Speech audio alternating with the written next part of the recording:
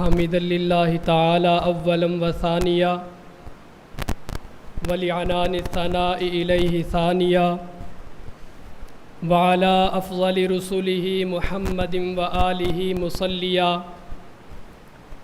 وفی حلبۃ الصلوات مجلیا ومصلیا اما بعد فاعوذ باللہ من الشیطان الرجیم بسم اللہ الرحمن الرحیم انما یرید اللہ لیذہب عنکم الرجس اہل البیت ویطہرکم تطہیرا وقال النبی صلی اللہ علیہ وسلم ادبوا اولادکم ثلاث خصال حب نبیکم وحب نبی اہل بیتہ وتلاوت القرآن او کما قال علیہ الصلاۃ والسلام اللہم صلی علی سیدنا و مولانا محمد وبارک وسلم وصلی علیہ۔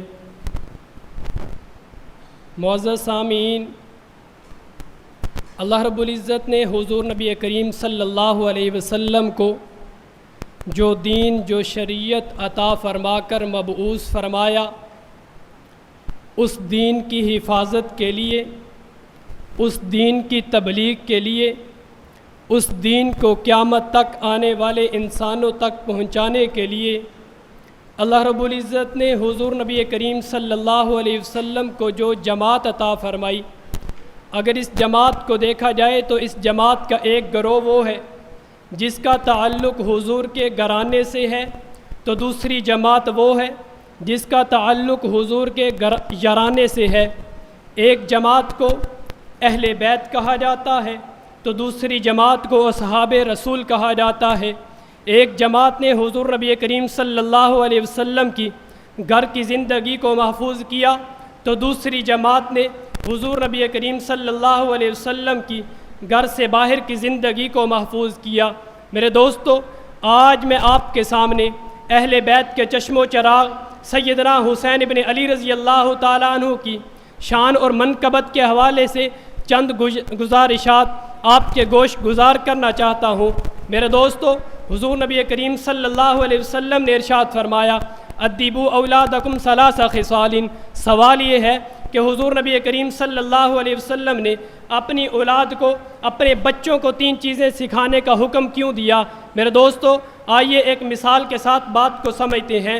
ایک استاد نے ایک مرتبہ اپنے طلباء سے پوچھا، بیٹا تم بڑے ہو کر پڑھ لکھ کر کیا بننا چاہتے ہو؟ کسی نے کہا سر انجینئر بنوں گا، کسی نے کہا سر ڈاکٹر بنوں گا۔ ہر طالب علم نے اپنی خواہش کا اظہار کیا۔ آخر میں ایک طالب علم نے کہا سر میں نبی کا صحابی بننا چاہتا ہوں، سر میں نبی کا صحابی بننا چاہتا ہوں۔ استاد نے پوچھا بیٹا تم یہ جانتے ہو صحابی کہتے کسے ہیں؟ سر میں نہیں جانتا صحابی کسے کہتے ہیں۔ بیٹا تم یہ جانتے ہو کوئی صحابی بن نہیں سکتا؟ سر میں یہ بھی نہیں جانتا۔ سر نے کہا بیٹا تم یہ بھی نہیں جانتے صحابی کہتے کسے ہیں؟ یہ بھی نہیں جانتے، صحابی کوئی بن نہیں سکتا۔ آخر تم نے یہ بات کیوں کی ہے کہ میں نبی کا صحابی بننا چاہتا ہوں؟ طالب علم نے کہا سر میں گھر جاتا ہوں، اٹھتا ہوں، بیٹھتا ہوں، کھاتا ہوں، پیتا ہوں، ہر حالت میں میری والدہ مجھے حضرات صحابہ کرام رضوان اللہ تعالی علیہم اجمعین کے واقعات سناتی ہے۔ میرا بھی دل چاہتا ہے میں بھی انہی لوگوں جیسا بنوں۔ میرے دوستو، ہمیں اس بات سے ایک یہ سبق ملتا ہے کہ ہم بچوں کے سامنے جیسا تذکرہ کریں گے، بچوں کے سامنے جن کا تذکرہ ہوگا بچوں کا بھی دل کرے گا ہم بھی انہی لوگوں جیسا بنے۔ میرے دوستو، اسی وجہ سے آج ہم نے آپ کے سامنے سیدنا حسین ابن علی رضی اللہ تعالیٰ عنہ کی شان اور منقبت کے حوالے سے، چونکہ یہ اہل بیت کے چشم و چراغ ہیں، آپ کی شان اور منقبت کے حوالے سے 1-2 گزارشات آپ کے سامنے پیش کرنی ہے۔ میرے دوستو، کون حسین ابن علی جس کے بارے میں جواہر النبوہ میں ملا جامی رحمہ اللہ فرماتے ہیں سیدنا حسین ابن علی رضی اللہ تعالی عنہ جب اندھیرے میں ہوتے تھے آپ کی پیشانی اور آپ کے چہرہ انور سے انوارات نکلتے تھے، جو انوارات اندھیرے میں پھیل جاتے تھے۔ کون حسین ابن علی جو ریحانۃ الرسول ہے؟ کون حسین ابن علی جو جگر گوشہ بطول ہے؟ کون حسین ابن علی جو جنتی جوانوں کا سردار ہے؟ کون حسین ابن علی جس کے بارے میں نور الانوار فی مناقب آل بیت النبی المختار میں زید بن ابی زیاد سے روایت ہے، فرماتے ہیں خرج رسول اللہ صلی اللہ علیہ وسلم من بیت عائشہ، رسول اللہ صلی اللہ علیہ وسلم حضرت اماں عائشہ کے گھر سے نکلے، فمر علی بیت فاطمہ، آپ صلی اللہ علیہ وسلم حضرت فاطمہ کے گھر کے پاس سے گزرے، فسمع الحسین یبکی، حضرت حسین کے رونے کی آواز کو سنا، فقال اتعلمی، حضور نبی کریم صلی اللہ علیہ وسلم نے فرمایا اے بیٹی فاطمہ کیا جانتی نہیں ہے ان بکاء الحسین یوزینی، حسین کا رونا، بچپن میں رونا مجھے تکلیف دیتا ہے۔ میرے دوستو یہ حسین وہ ہے جو بچپن میں روئے تو میرے نبی کو تکلیف ہوتی ہے۔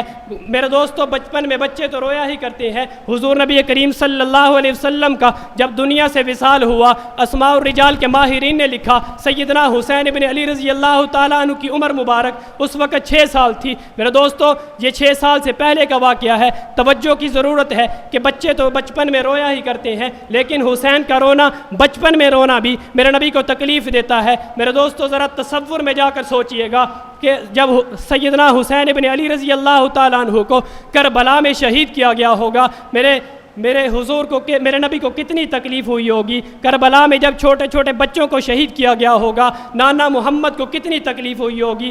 گویا کہ سیدنا حسین بن علی رضی اللہ تعالیٰ عنہ نے تختہ دار پر یوں کہا ہوگا، ہم سے مت پوچھو تباہی کا سبب، ہم فریب دوستی میں آ گئے، فریب دے گئی ہمیں دشمن کی دوستی، فریب دے گئی ہمیں دشمن کی دوستی، ایک ناگ آستین تھا جو ڈستا چلا گیا، کس ناز دل بری سے بچھائی تھی، کس ناز دل بری سے بچھائی تھی بساط عشق، کس بے رخی سے وقت پہ دامن چھوڑا گیا۔